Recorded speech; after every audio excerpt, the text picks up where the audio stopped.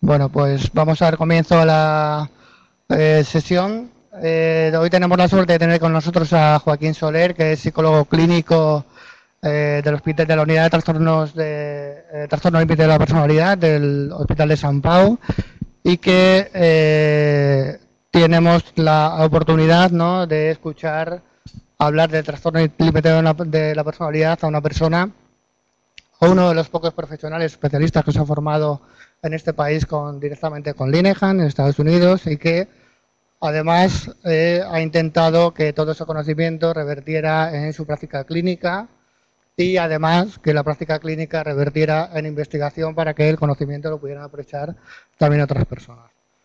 Y además todavía que esa práctica clínica pues sea considerada como de excelencia hasta el punto de estar en las guías clínicas del trastorno límite. Por tanto, es una persona muy preparada clínicamente y muy preparada en investigación, que eso es lo que queremos, ¿no? Cómo podemos aplicar y cómo podemos investigar sobre cuestiones de nuestra práctica asistencial o clínica diaria. En cuanto a las cosas que hace, bueno, pues ya veréis, ¿no? Si dais un paseo por el PubMed, pues veréis muchísima investigación relacionada con mindfulness, con el trastorno límite de la personalidad, por supuesto, con maltrato, con temas de neuroimagen también, y por tanto, pues cubre un amplio espectro de conocimiento en torno a la patología de la personalidad. Así que sin más, te dejo ya. Muchas gracias. Muchas gracias, Alfonso, por tus amables palabras. Y bueno, lo que vamos a hablar hoy es de todo lo que has comentado. Nos vamos a centrar, ¿no?, pues en el tema del trastorno límite y también de una de las líneas, ¿no?, que a mí más me ha interesado, que es el tema del entrenamiento en habilidades como un modelo de tratamiento para los pacientes con trastorno límite de la personalidad. Eso me ha interesado por dos cuestiones. Una de ellas es porque, como yo soy psicólogo clínico en una unidad asistencial, pues el hacer terapia individual es un lujo dentro del sistema sanitario público muy caro, ¿no? Con lo cual los tratamientos grupales permiten intervenciones a un mayor número de personas. Y ya que hacía estas intervenciones, pues también me ha interesado investigar pues todo este tipo de intervención grupal, qué ventajas puede generar, ¿no? Con lo cual sí que en este sentido de unir la práctica clínica con la investigación, pues es uno de los aspectos que en la unidad, ¿no?, hemos priorizado, ¿no?, tanto yo como el doctor Pascual, que es el psiquiatra de esta unidad. Nada más. Bueno, pues vamos a hablar de esto, ¿no?, de si un entrenamiento grupal de habilidades sin terapia individual puede ser una opción terapéutica útil en el caso del trastorno límite. Bien, no me voy a detener en cuestiones diagnósticas, pero cuando hablamos del trastorno límite hablamos de un conjunto de síntomas que estos son los que propone el DSM-4 y también son los mismos que propone el DSM-5, pues en este sentido no hay variación ninguna, no se ha variado ni una coma respecto a la propuesta del DSM-4. Temor al abandono, relaciones inestables, problemas de identidad, comportamiento impulsivo, comportamientos suicidas y autolesión, inestabilidad afectiva, vacío, ira inapropiada y ideación paranoide. Estos serían los criterios del trastorno límite, de los cuales se tienen que cumplir, como probablemente sabéis, 5. ¿Vale? Esto evidentemente genera una elevada heterogeneidad en el diagnóstico, porque si de 9 tienes que cumplir 5, eso quiere decir que en un mismo grupo, por ejemplo, puedes tener personas que solo tienen un criterio en común, ¿no?, aunque es más una posibilidad matemática que una realidad práctica. La verdad es que en el fondo, más que 9 criterios, lo que hay son distintas áreas de disregulación y estas son bastante más comunes en el trastorno, como veremos. Cosas relevantes a tener en cuenta inicialmente para este trastorno. Bueno, pues que es un trastorno muy frecuente, el trastorno de la personalidad más frecuente, Entre un 2 y un 5% de la población general tiene un diagnóstico de trastorno límite y que es un trastorno de personalidad, pero es un trastorno grave, ¿no? Que muchas veces pensamos que el trastorno de personalidad es un trastorno menor. Es grave porque hay una elevadísima comorbilidad con otros diagnósticos. Tenemos que pensar que solo un 33% de los pacientes es únicamente trastorno límite del eje 2, ¿no? O sea, en personalidad. El 66% restante, aparte del diagnóstico de trastorno límite, tienen otros diagnósticos de personalidad, como pueden ser paranoide o como puede ser antisocial o evitativo, etc. Y además tienen una comorbilidad muy elevada con diagnósticos, ¿no?, del antiguo eje 1, como pueden ser trastornos de ansiedad, depresión, ¿no?, que tenemos tasas de comorbilidad de un 40 a un 70%, depende del estudio. Abuso, dependencia a sustancias, también 40-60%. Trastorno alimentario, particularmente bulimia nerviosa, 40-50%. Con lo cual es un trastorno que va normalmente añadido a otros problemas del ámbito psicopatológico. También es un trastorno que se considera grave porque consume muchos recursos, es un paciente habitual de los servicios de urgencias, aunque no sea el paciente más apreciado, pero frecuentemente te lo encuentras ahí. Y eso es debido a, entre otras cosas, a comportamientos de autolesión, que son muy frecuentes. En un 70% de estos pacientes se cortan, se pegan, se queman, y a intentos de suicidio, que entre un 8 y un 10% de estos intentos pues tienen éxito, entre comillas, y son pacientes que mueren por suicidio, entre un 8 y un 10%. Bueno, la terapia dialéctica, no voy a entrar en detalles sobre la terapia dialéctica, o detalles muy particulares de cómo se hace, porque no es el objeto de esta charla, pero es una intervención que ya tiene 22 años, ¿no?, desde la publicación de los manuales de esta terapia, y que en estos manuales se publicaron dos, uno que es el entrenamiento de grupos, que es de lo que vamos a hablar hoy, la terapia grupal, y otro que es la intervención individual. ¿Vale? Con lo cual, para hacer terapia dialéctica se tienen que hacer las dos intervenciones, como veremos. El éxito de esta terapia se debe al hecho de que fueron los primeros, ¿no? Quien golpea primero, golpea dos veces. Con lo cual, el primer estudio aleatorizado en trastorno límite de personalidad, bien planteado, metodológicamente bien planteado, es este estudio de 1991 de la autora Marsha Linehan, donde demostraba, ¿no?, que en un tratamiento de un año y un seguimiento de 12 meses, la terapia dialéctica conductual comparada con el tratamiento habitual, pues era mejor. Y era mejor en la reducción de conductas parasuicidas, en la disminución de la hospitalización y además tenía una buena retención de los pacientes. Eso es importante porque en ese momento la concepción que se tenía del trastorno límite es muy distinta de la que se tiene ahora. En 1901 lo que se consideraba el trastorno límite es que pocas cosas funcionaban o funcionaban un ratito y que era un trastorno crónico, con lo cual la inversión de esfuerzo psicoterapéutico era casi tirarlo a un agujero negro, ¿no? Lo cual, este estudio demuestra que esto no es así.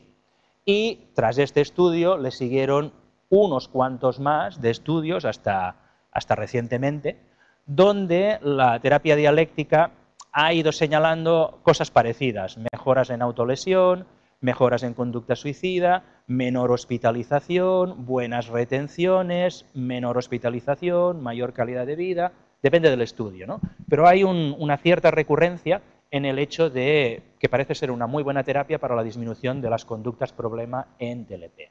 Conductas problema como son suicidio y autolesión, ¿vale? También es cierto que no todos los estudios son positivos.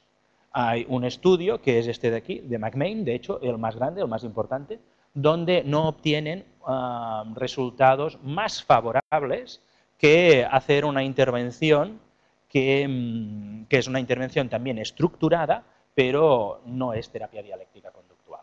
Este estudio, las dos intervenciones mejoran un montón pero las dos ramas no consiguen separarse. ¿Vale? Con lo cual, desde la fecha, desde 1991, ha habido un cambio significativo en el número de publicaciones en trastorno límite y tenemos una gran variedad de trabajos, no solo de terapia dialéctica, que señalan que hay intervenciones eficaces para este trastorno. Por ejemplo, en una revisión reciente de la Cochrane, se revisó toda la evidencia empírica para trastorno límite y lo que observamos es que actualmente tenemos 28 estudios aleatorizados para trastorno límite. Y en esto está muy bien esta revisión de la Cochrane, si no la habéis mirado vale la pena, porque además de presentar los hallazgos de los estudios, califican los estudios en función de su calidad metodológica. ¿Vale? Y lo que proponen es que estos estudios pueden estar afectados por distintos sesgos. Y lo que te van señalando es si hay garantías de que no hay sesgo en verde, si es dudoso en amarillo y si hay sesgo seguro, ¿vale? O alto riesgo de sesgo en rojo, ¿no? Y en diferentes posibles biases, ¿no? O diferentes sesgos posibles en la investigación. El primero de ellos es si son estudios aleatorizados, todos lo son. Si el random es ciego, la mayoría lo son. Si los evaluadores son ciegos, cosa que es importante porque en psicoterapia no hay doble ciego, con lo cual al menos pon evaluadores ciegos, en la medida que puedas. Ahí ya hay alguno que no. Si hay selective reporting, que eso quiere decir que tú pasas 72 escalas, ¿vale? Te salen significativas al final del estudio 4 y dices que has utilizado 4 y no dices que utilizaste 72, ¿vale? Eso, que es selective reporting, no está claro en la mayoría, ¿vale? No está claro en la mayoría. Adherencia al tratamiento, eso quiere decir que si hay alguna medida de garantía de que la intervención sigue los estándares de ese tipo de intervención, utilizando, pues, por ejemplo, criterios como pueden ser, yo qué sé, grabaciones de vídeos, enviar los vídeos a otros centros, ¿no? Donde se evalúa, etc. Pero lo que es interesante, lo que realmente alarma, son los dos últimos sesgos en la investigación en TLP, que son el efecto de pertenencia, ¿vale? Digamos, sí, de adscripción, y las dosis terapéuticas. Fijaros que ahí la mitad de los estudios fallan, ¿vale? en este efecto y el 70% en el segundo. ¿Vale? Hay sesgo a estos dos niveles, seguro. ¿Qué es el efecto de pertenencia? Pues el efecto de pertenencia es una cosa muy curiosa, que es que los psicoterapeutas, ¿vale? Son algo parecido al Barça y al Madrid. Con lo cual, si tú eres del Barça, nunca defenderás al Real Madrid, ¿vale? Aunque gane. Y si eres del Real Madrid, ni de chiste vas a felicitar a alguien del Barça por ganar nada, ¿vale? Con lo cual, es una cuestión que, sí, no sé si interfiere con... Vale.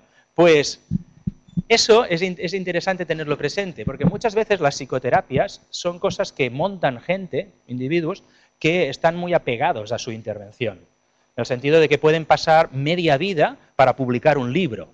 ¿Tú vas a pasar media vida investigando sobre una terapia que has creado tú para publicar un libro, hacer una investigación y decir que no funciona? No. Con lo cual, es interesante saber si los estudios están vinculados o hay un efecto de alianza con la intervención. Tened presente que la correlación que hay entre el primer autor de un estudio de psicoterapia y la efectividad de su psicoterapia en ese estudio, esa correlación es 0,8. Con lo cual, sabiendo de qué adscripción es el primer autor, te puedes ahorrar leerte la discusión, ¿vale? Y el segundo es dosis. Dosis, eso quiere decir que muchas veces estos estudios, los 28 estudios, la gran mayoría están hechos comparando una intervención especialmente diseñada para TLP con treatment as usual, que es que te visitan en el CSM una vez cada 15 días, 20 minutos.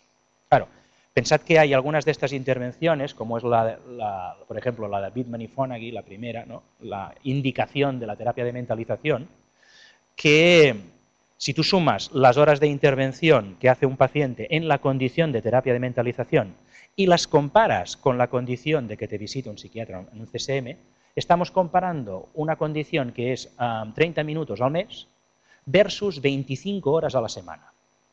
Claro, si tú haces una cosa 25 horas a la semana y no consigues ver diferencias con 30 minutos al mes, apaga y vámonos, ¿no? Y eso es algo que también afecta a un 70% de los estudios. Con lo cual, los hallazgos en estudios de psicoterapia, con cuidado.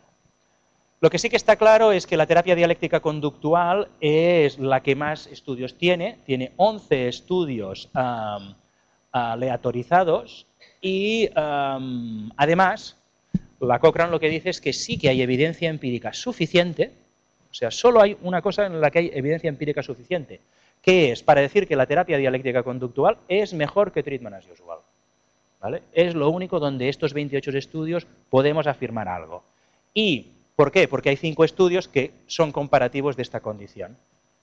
Y lo que concluye la Cochrane es que la terapia dialéctica es buena o genera efectos observables, ¿no? En rabia, que se observan efectos amplios, en comportamiento suicida, donde tenemos efectos muy amplios, en parasuicidio, efecto moderado, psicopatología asociada, efecto muy amplio, en ansiedad, efecto muy amplio, y en salud mental general, de moderado a amplio. Bien, la terapia dialéctica conductual utiliza distintos modos de intervención. Como os decía, hay una parte que es terapia individual, pero también hay una parte que es terapia grupal. Y adicionalmente también hay llamadas telefónicas, en el sentido de que los pacientes pueden llamar al terapeuta con unas restricciones, ¿no? Con unas normas de utilización del teléfono, y también tenemos un grupo de consulta, que esto no es para el paciente. Esto es para el equipo que trata al paciente. Terapia dialéctica, no hay terapeutas individuales que tratan pacientes TLP, sino hay equipos que tratan pacientes TLP. Y eso es porque se considera que tratar pacientes TLP tú solo es una buena manera de quemarte. Y para evitar quemarte, grupos de consulta que vigilan que todo el mundo pues esté motivado en el tratamiento y que no se ponga formal a nivel de pensamiento. Nos vamos a centrar sobre esta cuestión, que es la terapia grupal. Y la terapia grupal es algo que no existía inicialmente en la terapia dialéctica, pero que la autora, Marsha Linehan, creó por necesidad. O sea, lo que observó la autora es que cuando hacía terapia en pacientes con alto riesgo suicida, se pasaba más de la mitad de la sesión enseñándole a la gente habilidades de regulación. Con lo cual no se podía dedicar a las particularidades de los casos, porque gran parte del tiempo era enseñar habilidades. Y después dijo, bueno, pues voy a hacer un entrenamiento para habilidades y así todo el mundo aprende las habilidades aparte y en las sesiones individuales podemos hablar de otros temas, ¿vale? La aparición de la terapia pues, grupal intenta también corregir las áreas de disfunción de un trastorno límite. Las áreas de disfunción de un trastorno límite son las que os pongo aquí, según la terapia dialéctica conductual. Disregulación emocional es la área de disfunción número 1. Para la terapia dialéctica, un trastorno límite se tiene porque el límbico no te va bien, ¿vale? El sistema límbico es donde está el problema y la hiperreactividad emocional es el aspecto clave. Esta hiperreactividad emocional provocará la disregulación de las restantes áreas, según esta teoría. Pero yo creo que es bastante lógico, ¿no? Porque normalmente lo que vemos es que, por ejemplo, algunas disregulaciones conductuales como la autolesión o el intento de suicidio en un paciente límite nunca son actos planificados, son actos, digamos, inmediatos, impulsivos, pero asociados, más que a impulsividad, a elevada disregulación emocional. De hecho, se puede entender la autolesión como un sistema de afrontamiento desadaptativo, útil, pero desadaptativo. Con lo cual, la disregulación de las emociones es la que causa, por ejemplo, la autolesión y el comportamiento parasuicida. La disregulación emocional también causa la disfunción interpersonal en las relaciones con los demás, ¿no? Las discusiones de pareja, los conflictos con la pareja, el temor al abandono, ¿no? El famoso temor al abandono. ¿Temor al abandono es algo propio del TLP? No. Temor al abandono lo tiene cualquiera en una relación de pareja. Si tú tienes una relación de pareja y crees que es imposible que tu pareja te deje, pues tienes un problema, también. No será TLP, pero es un problema diagnosticable. Con lo cual, el temor al abandono es natural. Lo que no es natural es la intensidad con que estos pacientes lo viven. Y la intensidad es elevada porque tienen una disregulación emocional. ¿Vale? Al igual que la disregulación cognitiva, la disociación o el pensamiento paranoide, en un paciente TLP lo ves cuando hay estrés. No lo ves cuando no hay estrés. Bueno, al margen de que alguien tenga diagnóstico de TLP y diagnóstico de personalidad paranoide. Pero si no tiene esta digamos, doble diagnóstico, lo que ves es suspicacia y disociación en momentos de disregulación emocional. Bueno, por eso la terapia dialéctica y el grupo de habilidades lo que propone son entrenamientos propios para la corrección de estas áreas. ¿Vale? Con lo cual tenemos un módulo de disregulación emocional para corregir digamos, la labilidad emocional, un módulo de mindfulness tanto para la disregulación cognitiva como la disregulación del self, efectividad interpersonal, ¿no?, para la disfunción interpersonal y tolerancia al dolor para la disregulación conductual. ¿Vale? Estos módulos, como podéis ver, son en total, en el antiguo modelo, porque esto cambió el año pasado, 48 habilidades. Son 48 habilidades que se aprenden en 6 meses y todos los pacientes repiten, ¿vale? Con lo cual el tratamiento de habilidades es un año en el modelo, digamos, estándar. ¿Por qué? Porque hay un montón de habilidades a aprender y, como os decía, ¿no?, en la nueva versión aún hay muchas más. Estos módulos, ¿no?, pues estarían dentro del entrenamiento de habilidades, no son optativos, todos los pacientes con trastorno límite deben, en una unidad TLP, deben hacer estos módulos de entrenamiento. Mindfulness no me voy a entretener en qué es porque ahora todo el mundo lo conoce, es un tipo de entrenamiento de la atención con una determinada actitud. Habilidades de tolerancia al sufrimiento es lo que está dentro de tolerancia al dolor. Efectividad interpersonal es lo que más se parece a un entrenamiento tipo cognitivo-conductual, sería como entrenamiento en asertividad. Y regulación de la emoción son estrategias orientadas a disminuir la labilidad afectiva.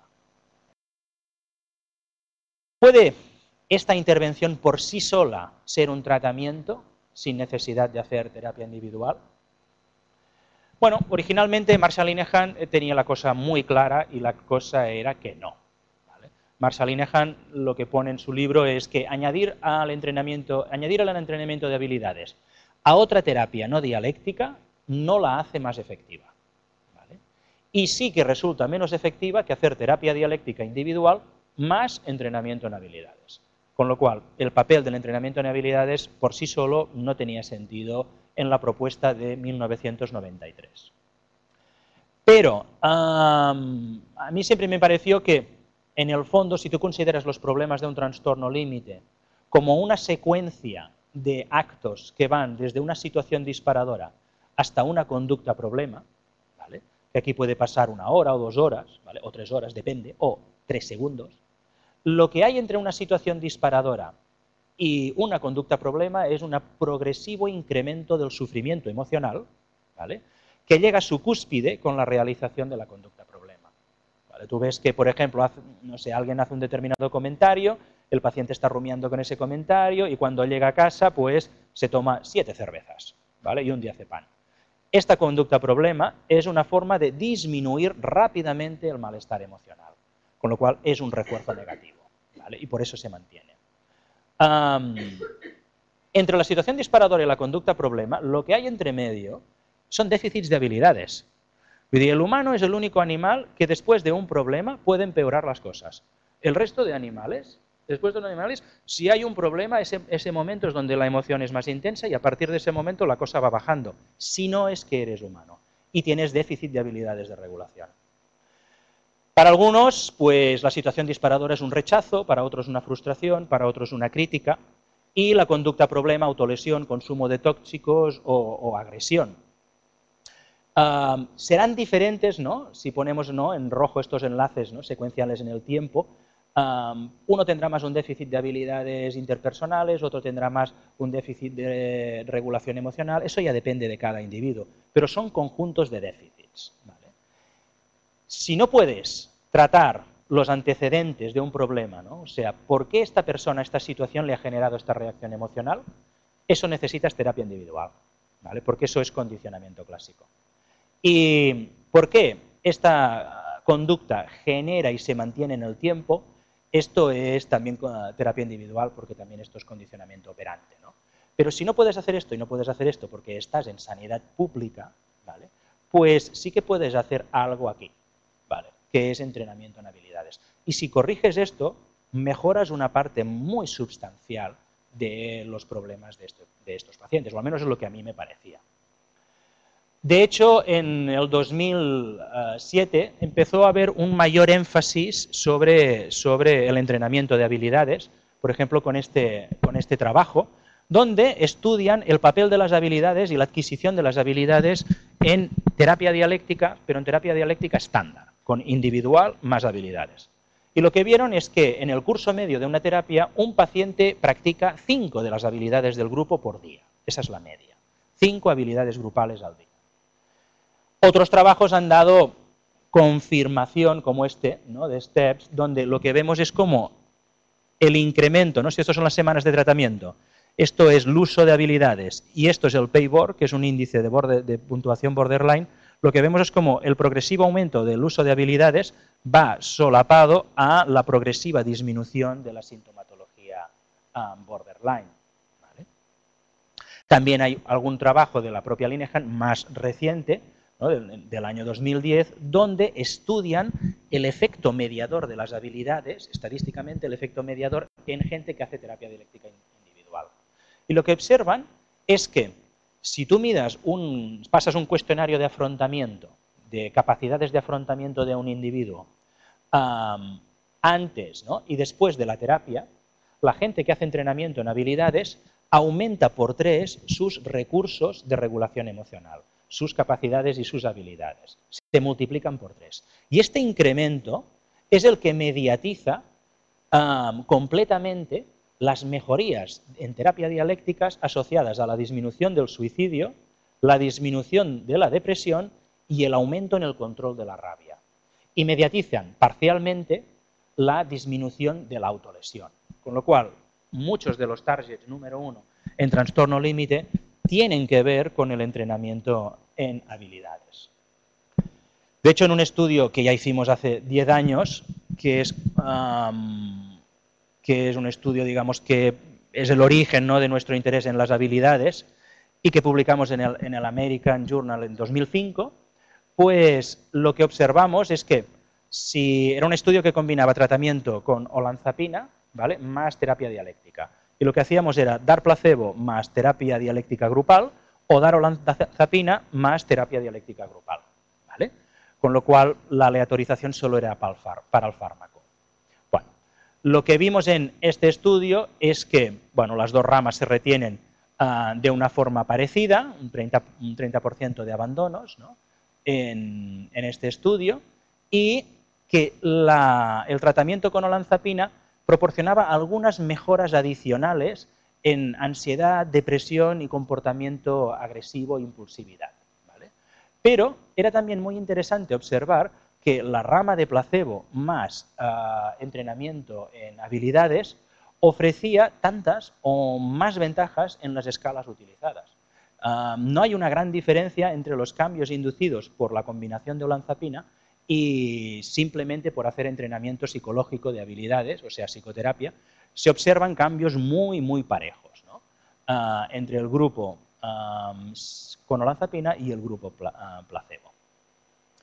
Eso lo que hizo es que hiciéramos un segundo estudio donde intentásemos ver, bueno, pues si realmente el entrenamiento en habilidades puede ser eficaz en estos pacientes, que es un estudio publicado en el 2009, y en el que comparamos terapia dialéctica solo grupal, sin terapia individual, con una terapia de orientación no conductual, de hecho de orientación dinámica, y asignando a 30 pacientes por grupo.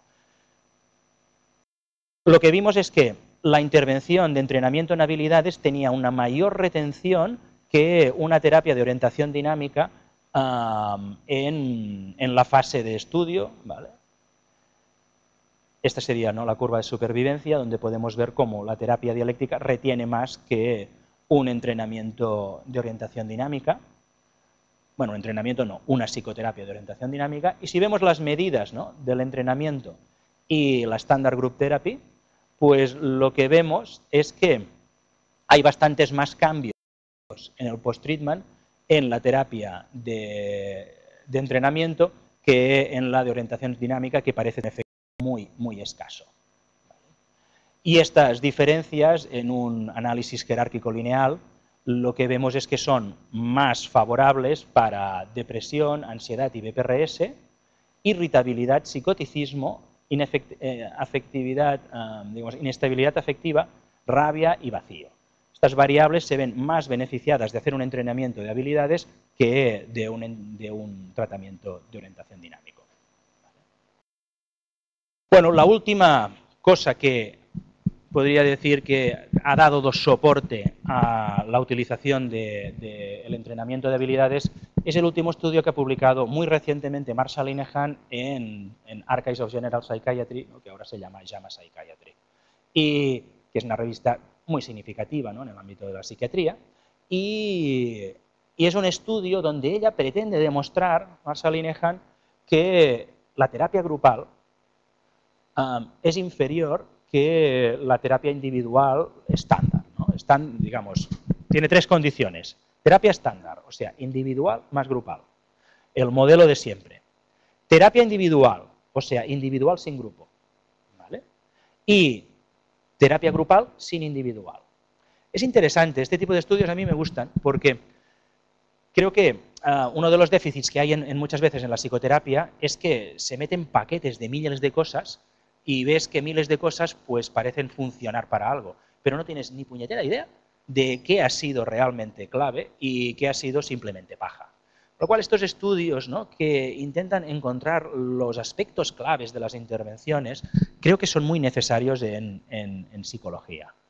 Y en este caso, esto lo hace Marshall Linehan para demostrar que esto es mejor que lo otro, en una muestra de 99 pacientes. ¿Pero cuál es el resultado? Pues le sale rana. Le sale rana porque, si os fijáis en la variable, por ejemplo, de dropout, fijaros lo que sucede. La propuesta, lo lógico sería pensar que la terapia individual tendría, los modelos con terapia individual tendrían una mejor retención, ¿vale? Pero no es así. Es precisamente el componente grupal el que oferta o favorece una mayor retención.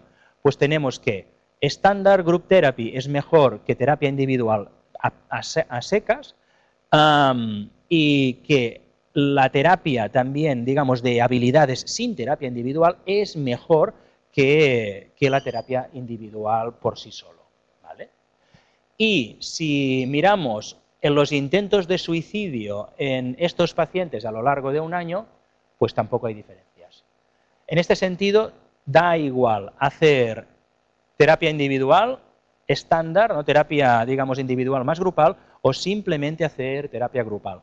No hay diferencias significativas en el comportamiento suicida. Eso también es porque todos los pacientes, al margen de estar en una condición o estar en otra, utilizan un protocolo de suicidio que es estándar. O sea, si hay riesgo de suicidio, se activa un protocolo y este protocolo se activa sea cual sea la condición.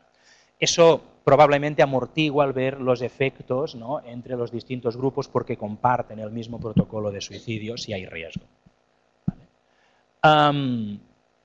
Si miramos los intentos de autolesión, lo que observamos es que sí que hay diferencias significativas, pero que estas diferencias significativas favorecen al grupo de habilidades y a la terapia estándar y desfavorecen a hacer únicamente terapia individual.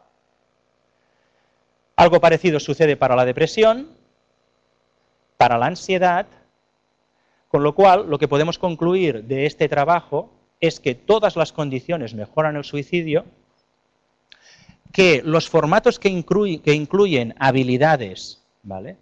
Van asociados con mejor retención en la terapia, ¿vale? Que los formatos que incluyen habilidades, aunque sea habilidades por sí sola, van mejor en la autolesión que un tratamiento individual, que los formatos que incluyen habilidades, aquí hay un error, esta sobra, los formatos que incluyen habilidades son mejores que la individual en depresión y ansiedad, y que lo único que parecería ser más favorable del formato estándar podría ser algunas tendencias al seguimiento al año en cuanto a hospitalización, visitas a urgencias, pero son tendencias, ¿vale? También hay una cosa que se observa en este estudio, que es que podríamos decir que el entrenamiento en habilidades es igual de efectivo que la terapia individual, ¿vale? Más entrenamiento en habilidades, pero también es cierto que reduce el coste de la intervención en un 40%, porque hacer grupo es bastante más barato que hacer grupo y entrenamiento en habilidades. Bueno, el énfasis en las habilidades ha acabado con la publicación de un nuevo libro, que es este, que se publicó el año pasado, y digamos es la nueva versión de las habilidades, ¿no? Todo lo que desde 1993 hasta ahora ha ido emergiendo en digamos, en estudios, ha generado un libro que es bastante más denso, bueno, denso no, es más amplio, es muy claro, es muy práctico, es altamente aconsejable y hay montones y montones y montones de recursos y habilidades que puedes utilizar para el tratamiento de pacientes límites, mucho más detallado que el trabajo original. Esta línea de énfasis en las habilidades también la reporta la revisión de la Cochrane, cuando distingue entre dos tipos de modelos de terapia actualmente para el trastorno límite. Lo que serían las comprehensive psychotherapies, o sea, terapias completas, ¿vale? Y un subgrupo de estudios que llaman non-comprehensive psychotherapies, o sea, terapias no completas. Y que este grupo, ¿no?, lo que hay son básicamente entrenamientos grupales sin terapia individual, ¿vale? La conclusión de la Cochrane es que estas intervenciones breves y grupales sugieren efectos largos, ¿no? O sea, tienen potencial para cambiar la clínica del trastorno límite, ya sea por sí solo o como añadidos a otro tipo de terapias. De hecho, la STEPS, no sé si la conocéis, pero el STEPS es un programa de entrenamiento en habilidades pensado para añadirse a cualquier terapia. Haces farmacoterapia, puedes hacer STEPS. Haces terapia cognitivo-conductual, puedes hacer STEPS. Haces terapia psicoanalítica, puedes hacer STEPS. Haces entrenamientos de habilidades añadidos a otras intervenciones. ¿Vale? Y ahora lo que os comentaré, que tenemos de...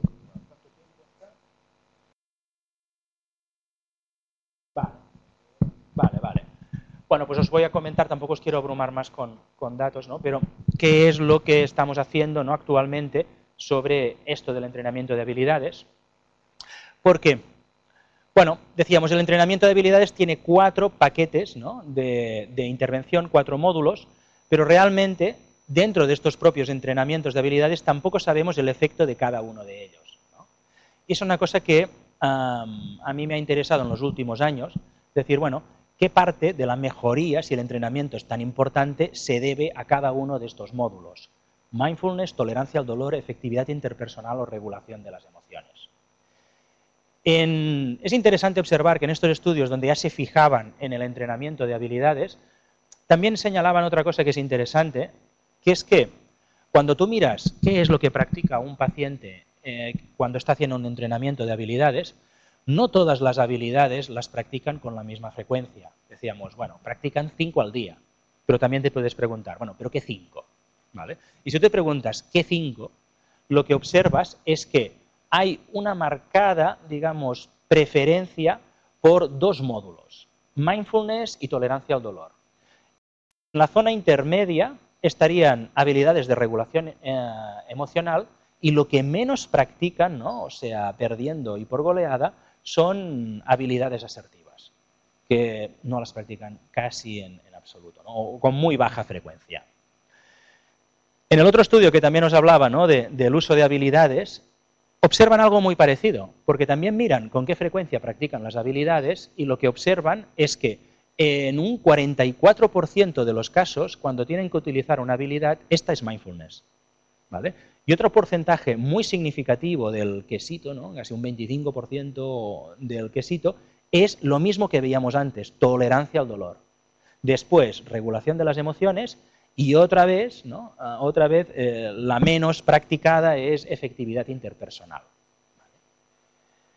Bueno, esto lo que nos generó a nosotros es un interés precisamente por este módulo, que es el módulo más practicado, que es el módulo de mindfulness, ¿no? Y hicimos algunos estudios para estudiar precisamente la eficacia de este módulo de mindfulness en comparación con otros tratamientos, ¿no?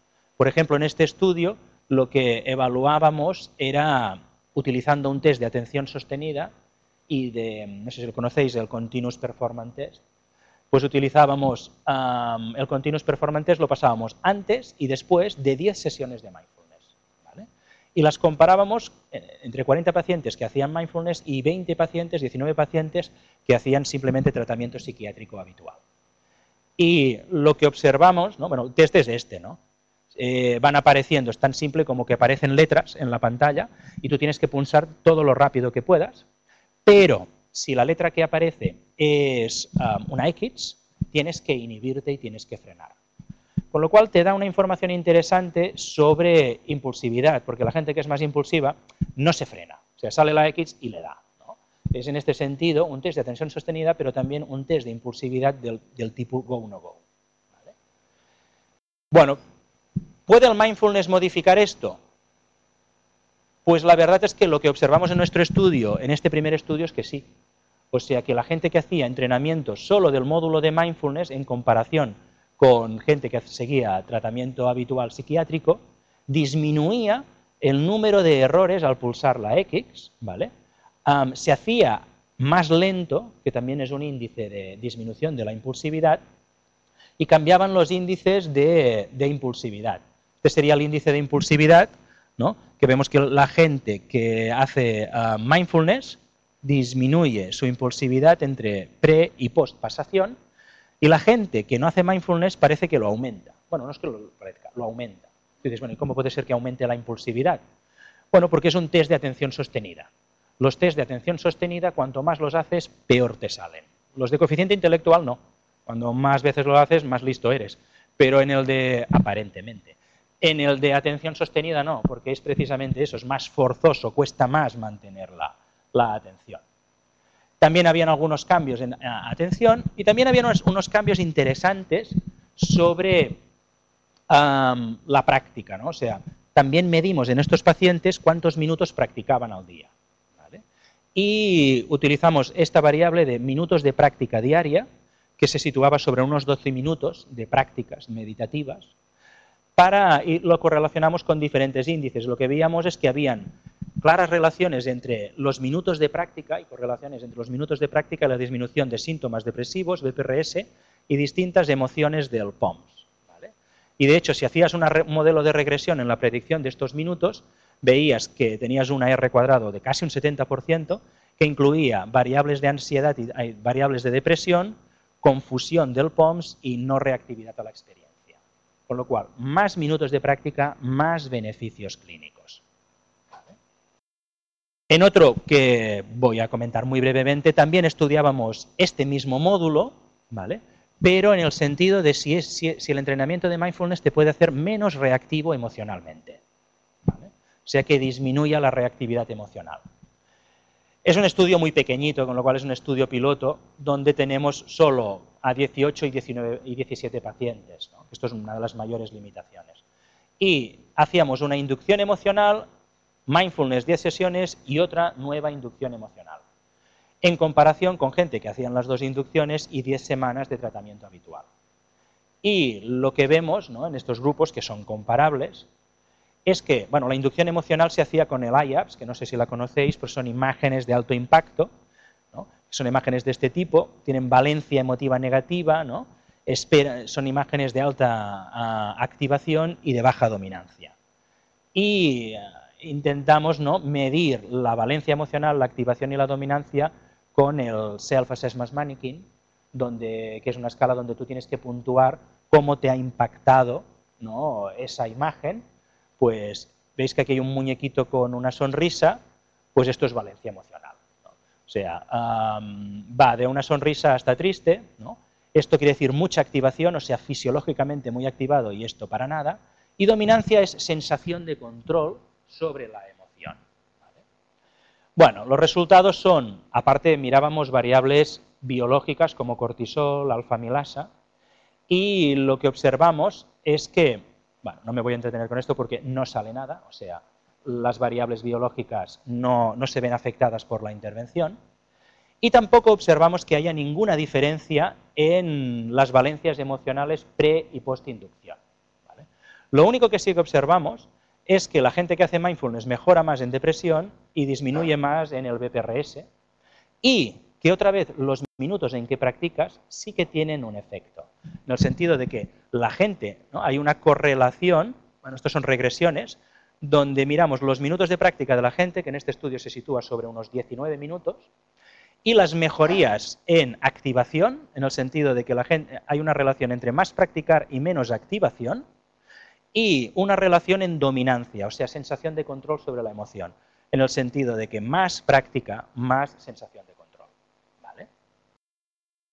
Bueno, para acabar, es interesante reflexionar, ¿no?, sobre esta cuestión, porque lo que parece actualmente es que el entrenamiento en habilidades está claramente más ubicado, ¿no?, a las habilidades que son de aceptación. Eso es curioso, porque dices, bueno, tú puedes dividir lo que enseñas a estos pacientes entre habilidades que son para cambiar el entorno, como son efectividad interpersonal y regulación de las emociones, y habilidades que son para no cambiar nada, ¿vale?, que son tolerancia al dolor, porque lo único que hace es tolerar, no cambiar, y mindfulness.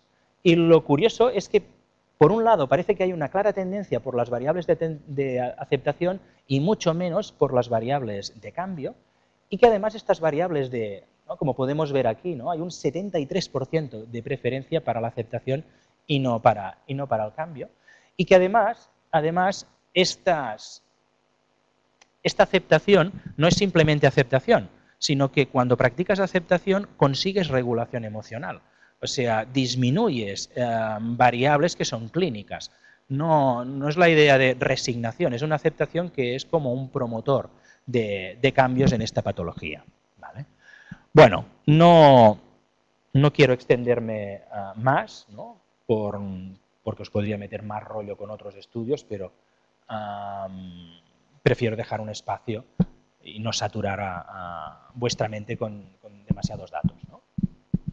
Y nada, si tenéis alguna pregunta o alguna cuestión, pues es un buen momento para hacerla. Bueno, como me toca hacer de moderador, me levanto porque habrá múltiples preguntas. Después de esta sesión tan clínica, pero también, ¿no?, con buenos aportes de investigación para medir adecuadamente lo que hacemos cada día, que es lo que interesa, seguramente que hay muchas preguntas. ¿Alguien quiere...?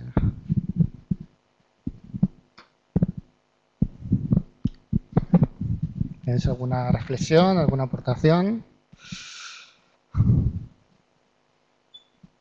No os cuento más, con lo cual allá. Sí. Espera, hazlo con esto porque bueno, jo soc Blanca, treballo a un cas de drogues a Tarragona i bueno, portem nosaltres, la meva companya i jo, la Noemi, portem grups de, concretament un grup d'alcohol i coca en persones joves on hi ha trastorns de personalitat i no n'hi ha, és a dir que no podem acotar perquè no hi ha disponibilitat de recursos. La meva pregunta és, per altres trastorns que no siguin TLPs, tot el que has explicat, nosaltres ho fem servir, tu el que dius, penso que ho fem servir i ajuda, no? Però també ho feu vosaltres? O només la teva unitat és només TLP? És a dir, la majoria d'estudis és amb TLP? Sí, bueno, nosaltres estem centrats molt en el cas del TLP, no? Però els entrenaments en habilitats no només són útils per gent amb TLP. De fet, hi ha entrenaments en habilitats per depressió, els mateixos, que donen bons resultats. El mateix entrenament en la prevenció de recaigudes i coses d'aquest tipus. i millora de la clínica depressiva i funciona bé. Hi ha un parell d'estudis al respecte, un d'ells aleatoritzat. I també l'entrenament en habilitats s'ha utilitzat hi ha versions per trastorn bipolar, fins i tot, vull dir que hi ha aplicacions vàries. L'entrenament en habilitats també es fa servir en addiccions. És a dir, hi ha una versió de la teràpia dialèctica, que és el que diuen la teràpia dialèctica S, de Substance, que utilitza els mateixos entrenaments més alguna qüestió més particular d'addiccions, però que és el mateix entrenament d'habilitats més un mòdul addicional propi d'addiccions i que ha presentat també bons resultats. I actualment el moviment que hi ha és a fugir de les etiquetes diagnòstiques. Després del fracàs del DSM-5 i tota la crítica que ha sorgit, la gent busca qüestions transdiagnòstiques. Llavors, els últims treballs que han publicat entrenant habilitats no parlen ni de trastorn límit, parlen de target en la disregulació emocional. I el treball més, diguéssim, un treball també de la Linehan, l'últim treball de la Linehan, a part d'aquest, és un d'entrenament en habilitats per poblacions amb disregulació emocional. Allà dins de les poblacions amb disregulació emocional hi pots posar múltiples diagnòstics. Exacte, sí, bastants. Menys qüestions cognitives t'hi pot cabre aquí de tot. Gràcies.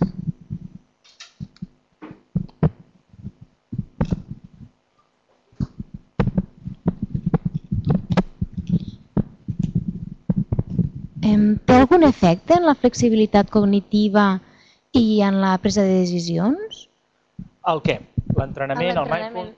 El mindfulness, sí, però l'entrenament, tot el PAC. Tot el PAC. No hi ha, que jo sàpiga, ningú treball que hagi utilitzat una mesura que ens pogués donar informació sobre això. La majoria de treballs utilitzen mesures clíniques. Sí que hi ha coses de flexibilitat cognitiva i mindfulness, però no serien associades als estudis de teràpia dialèctica. I jo ho lligaria més al tema de la flexibilitat cognitiva, específicament amb el mindfulness, que no pas, per exemple, amb la regulació de les emocions, l'entrenament d'assertivitat o interpersonal o fins i tot la tolerància al dolor. Vull dir que si hi hagués algun canvi segurament seria per la variable mindfulness, que allà hi fa més èmfasis.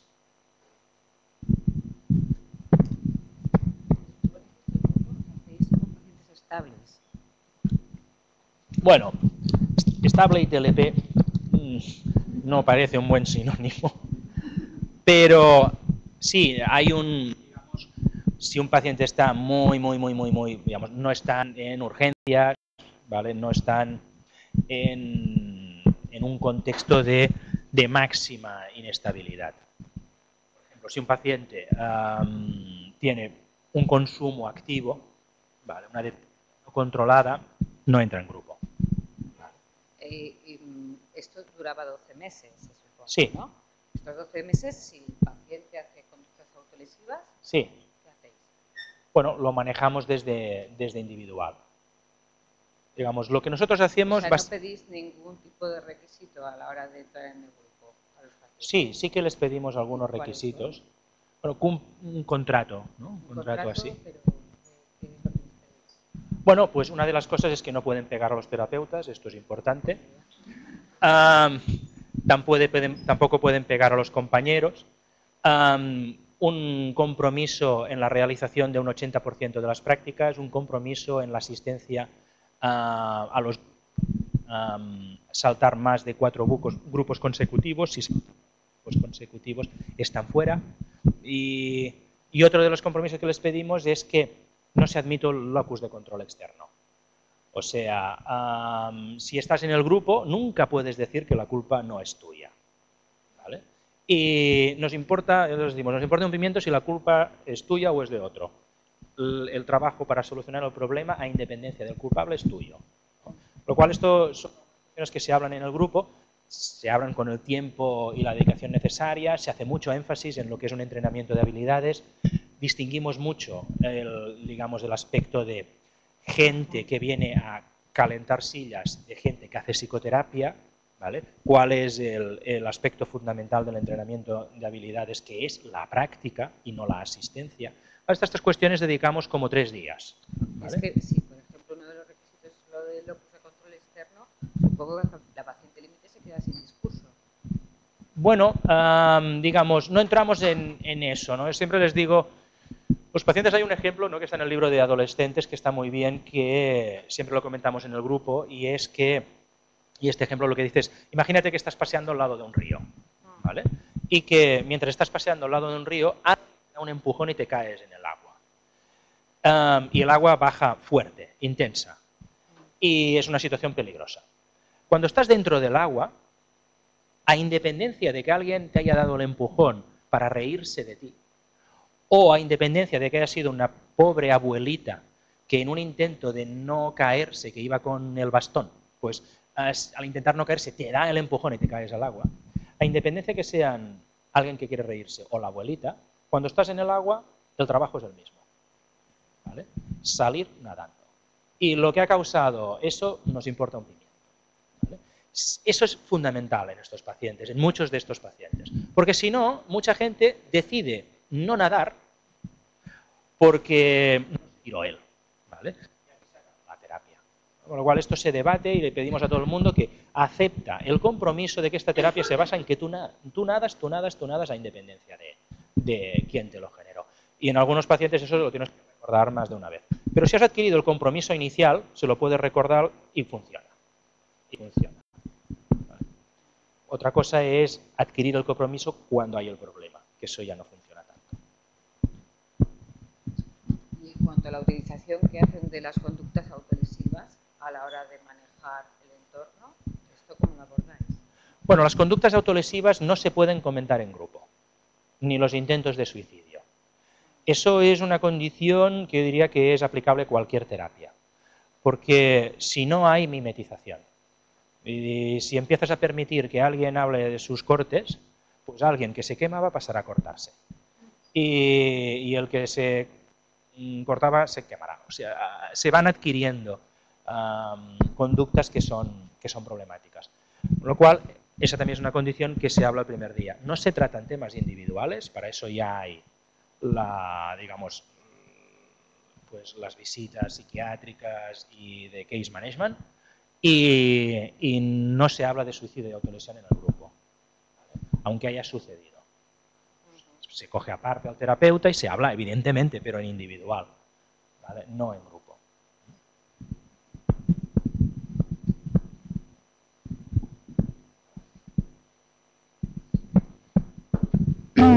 El mindfulness sí que s'ha pogut aplicar amb nens i amb persones amb discapacitat, però aplicar els 4 mòduls ho veu viable d'entrenament a persones amb discapacitat? Amb discapacitat intel·lectual, Amb discapacitat? Intel·lectual. Intel·lectual. Jo crec que algunes qüestions, vull dir, s'hauria d'adaptar. No sé si hi ha algun treball, perquè treballs sense evidència, treballs d'aquests tentatius, no? Perquè hi ha fins i tot aplicacions per sorts, no? De les habilitats. Vull dir que hi ha adaptacions a multitud de qüestions. Segurament n'hi ha alguna de gent amb discapacitat intel·lectual. Jo diria que hauries de canviar el tipus d'habilitats, és a dir, seleccionar algunes i prescindir d'algunes altres, no? Habilitats més conductuals, menys... Podríem distingir que hi ha habilitats que són molt d'actuar i altres habilitats que són més d'entendre. Llavors, jo què sé, habilitats com poden ser determinats, jo què sé, coses com puguin ser tècniques de respiració, això fàcilment, perquè és una pauta, no és necessari que entenguis res. Ara, altres qüestions més, com jo què sé, en els entrenaments assertius, discernir si has de dir que no utilitzant, doncs, no sé, aquí veig més dificultat. Per tant, el que probablement seria el millor és fer-hi una llegida a totes i seleccionar un subpaquet. De fet, en adolescents ja es fa així, no perquè tinguin ninguna discapacitat, òbviament, intel·lectual, però sí que es fa una reorientació de les habilitats per adaptar-les a una població com és els pacients suïcides adolescents.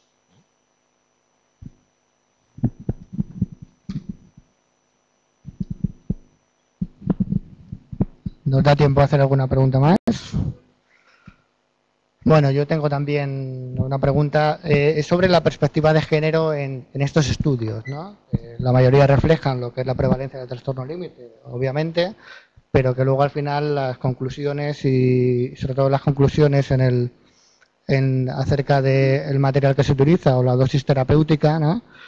Está hecho en la mayoría con un porcentaje muy elevado, si no algunos estudios solamente con mujeres, Sí. ¿no? Entonces, quería saber un poco, por ejemplo, cuál es la relevancia de estos estudios o algunos módulos que cursan más para la inestabilidad emocional en relación a varones, ¿no? Que tienen una inestabilidad más por impulsividad o más antisocial o más de impulso agresiva, etcétera, ¿no? Claro, es cierto que en este tipo de terapia la mayor parte, ¿no?, de la investigación está centrada en mujeres, la mayor parte. Nosotros no lo distinguimos, ¿eh? Digamos, tenemos porcentajes de entre 70 y 80% de los casos, ¿no?, que es representativo de lo que es el trastorno, pero no hacemos análisis diferenciados. Tampoco podríamos, ¿no?, porque con Ns pequeñas, ¿no?, como que ya nos manejamos, hacer un análisis diferenciado es imposible. Y la verdad es que no hay evidencia en relación a la utilidad de este tipo de intervenciones para población masculina. De hecho, es tan prevalente o es tanta la asociación entre trastorno límite y mujer que en el libro de Marshall Linehan solo se utiliza el she. Y todo, sí, ya lo dice de entrada, de she. No hay ningún he. Y eso ya te dice de entrada, ya te lo dice todo, ¿no? Lo cual es un vacío. Mi opinión personal es que si estamos hablando de un paciente con disregulación emocional, es parecido, muy parecido.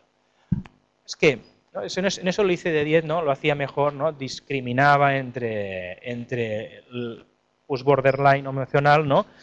Pues impulsivo. En esta situación ya no, yo no diría que, digamos, la terapia dialéctica está muy pensada para el tipus emocional, ¿vale? Y de hecho la impulsividad durante mucho tiempo se negaba desde el modelo de la terapia dialéctica. Actualmente no, desde el 2009 creo que no, pero se decía que no existía la impulsividad, lo que existía era el comportamiento estado de ánimo dependiente. O sea, que si yo estoy enfadado y te pego una leche, eso no es impulsivo. Eso es estado de ánimo dependiente, porque estoy enfadado, ¿no? Y me apetece, ¿no? Bueno, era una relectura. Después lo que se ha visto es que realmente las estructuras que regulan la emoción y que regulan la impulsividad hay un overlapping, ¿no?, entre ellas. Pero estudios específicos para tratamiento de borderline en chicos, que yo sepa, no hay. Y en terapia dialéctica seguro que no.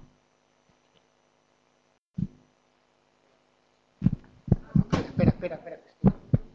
No te van a oír en el vendrell. Para que te vean aquí.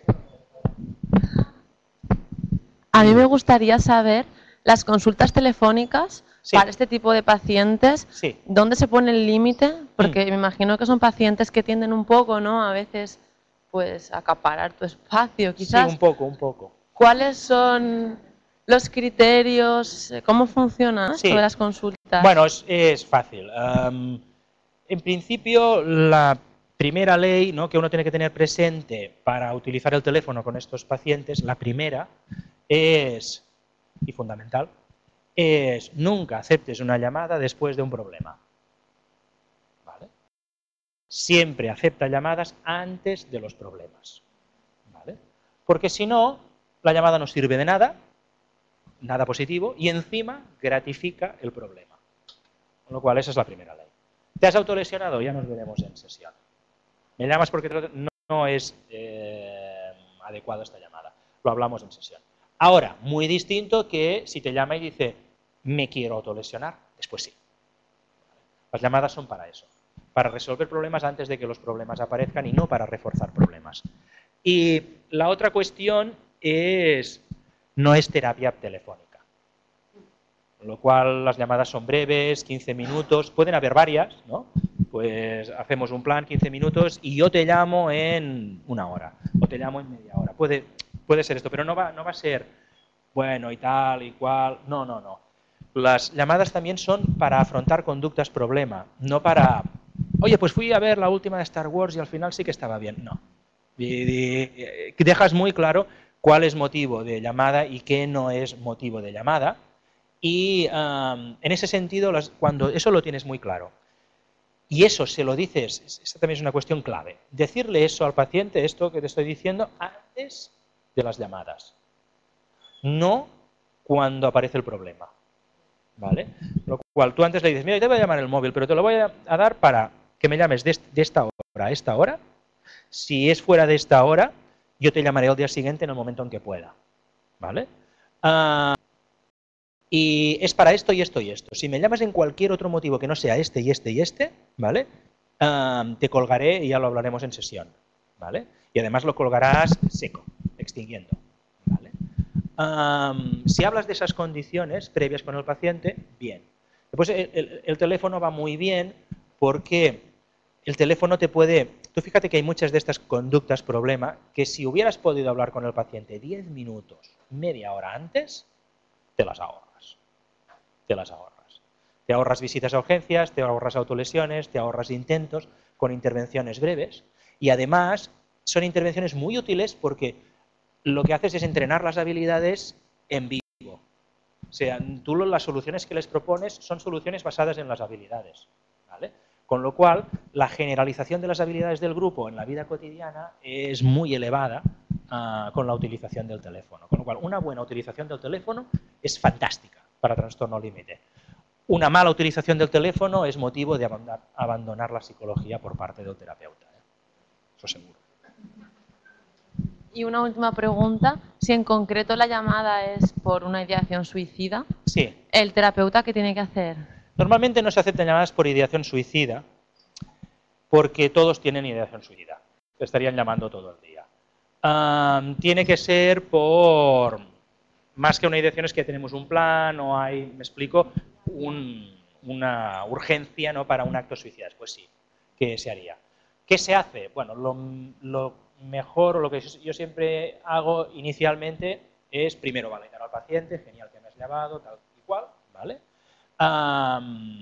Validar que realmente el problema es importante, todo eso, ¿no? Primero empiezas validando y después lo segundo es disminuir la accesibilidad a ítems letales. O sea, que se desprenda de las pastillas, que las tire por el váter, ¿no? O sea, disminuir la accesibilidad y ponerlo en contextos donde no va a haber incremento de la ideación suicida, ¿vale? O sea, cambiar el contexto. Que no esté solo, ¿vale? Que no haya acceso. Es como en la bulimia. La gente que hace bulimia lo hace solo en casa y por la noche. No lo hace al mediodía y en el comedor del trabajo. Pues de lo que se trataría es de cogerlo cuando está en casa y meterlo en el comedor del trabajo. Y después eso solo ya baja la intensidad de la rumiación.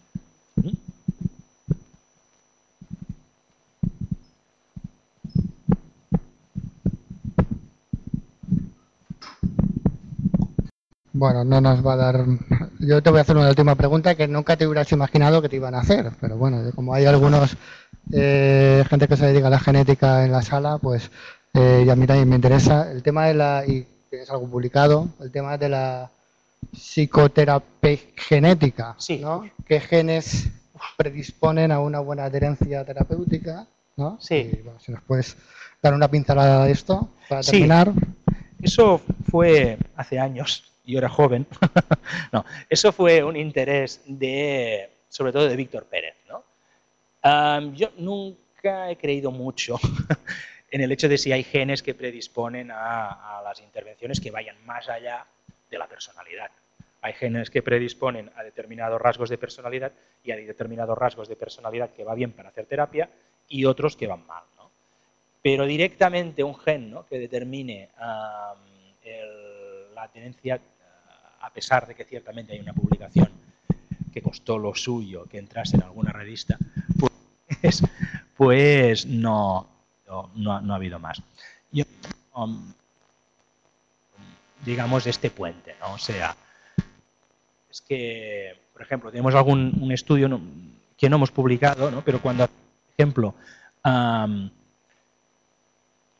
trabajos donde miramos predictores de adherencia terapéutica a nuestros grupos, aunque nunca hemos publicado nada al respecto aún, porque vamos recogiendo muestra, ¿no? Pero de hecho hace no mucho estábamos recogiendo muestra y nos titularemos sobre gente con formación.